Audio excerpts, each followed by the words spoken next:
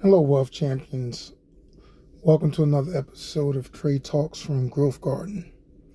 Someone asked me a question and they wanted to know what was the 3-fund portfolio strategy.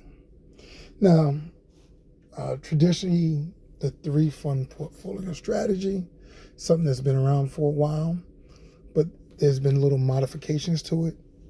So let me start off by saying I'm not a financial advisor. This is for education purposes. I do not have a license. This is not financial advice.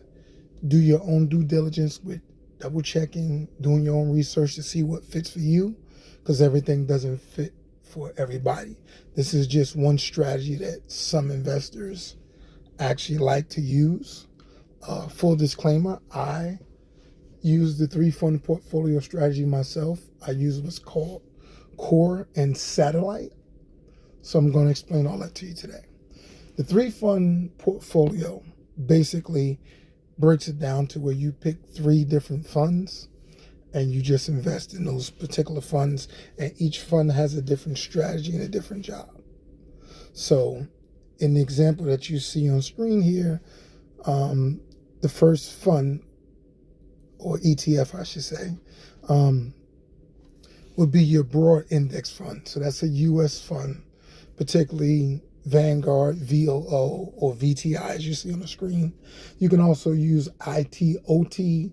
You can use SPLG.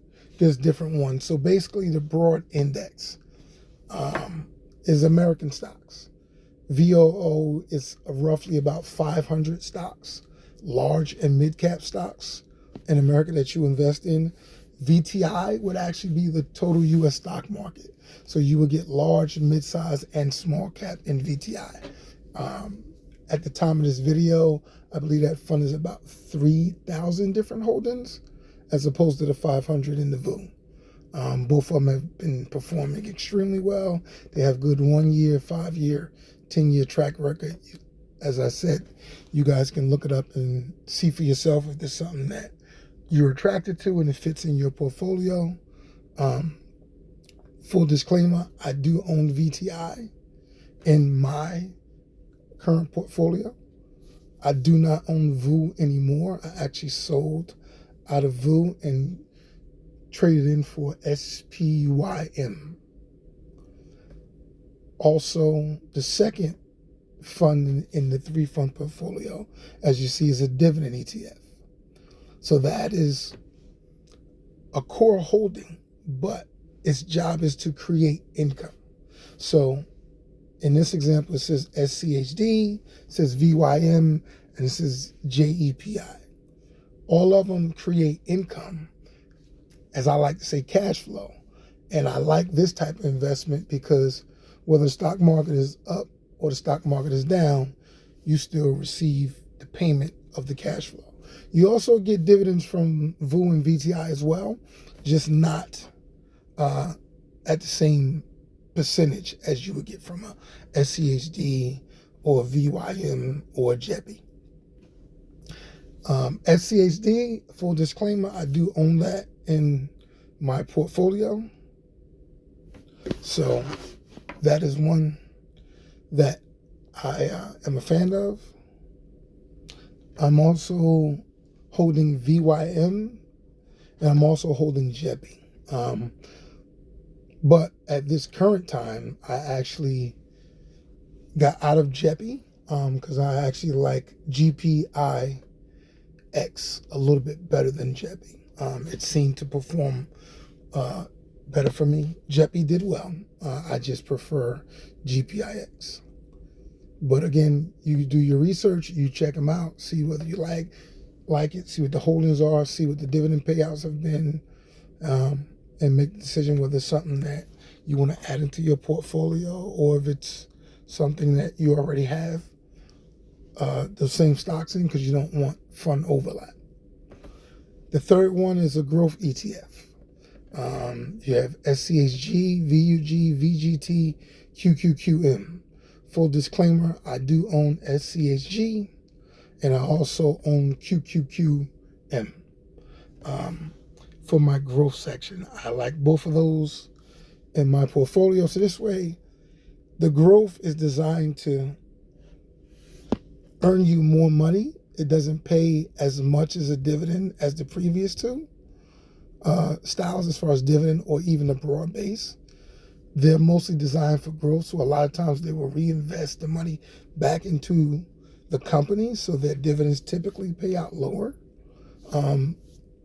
But some do pay dividends, and you can reinvest those directly back into the fund, or you can let them go back into your account and slowly trickle them in and spread it out. So in theory, you can take the dividends from QQQM and let them buy more VTI or more VU or SCHD or JEPI or SCHG. So this way they kind of can share in the growth of all of them, or you can put in that individual fund. It's up to you. Again, some people don't reinvest dividends. They keep the cash on the side to make another purchase, or if they're old enough to withdraw, if it's a Roth IRA, then they live off the dividends. Or if it's just a traditional brokerage, they just keep it because you got to pay taxes on it anyway, and they might use the money to spend or reinvest. But basically, that is the strategy of the 3-fund portfolio. You can actually do a one fund portfolio if you want to make it simpler. Some people do too. Some people do VTI and SCHD, so they have a broad index because you do have some growth stocks in there as well. And you have some of the same stocks that you would find in some of your growth ETFs. That's why you want to do what's called ETF fund overlap. You can go online and look up ETF overlap tool, and you can put the ticker symbol in of both, and you can see how much is overlap. Overlap meaning they both might own the same stock. Both of them might have Google in it. Both of them might have Amazon in it. So you can see the overlap. So you're not double buying it at the same price or a different price, because different ETFs have a different cost. It's called an expense ratio. So in theory, if the expense ratio is higher in one than the other, you're paying more for the same investment if they both hold the same stock in that investment. So that's pretty much it. Let me know if you got any questions. Also, if you own any of these on the screen, please let me know. Put it in the comments down. I'm curious to see what you guys have. And even if you don't own these, put in there some things you like. I'm always doing research to see if I can help build out more my portfolio. So, again, thank you. Welcome to Growth Garden. And if you found this information useful, please like, share, and subscribe. Until next time.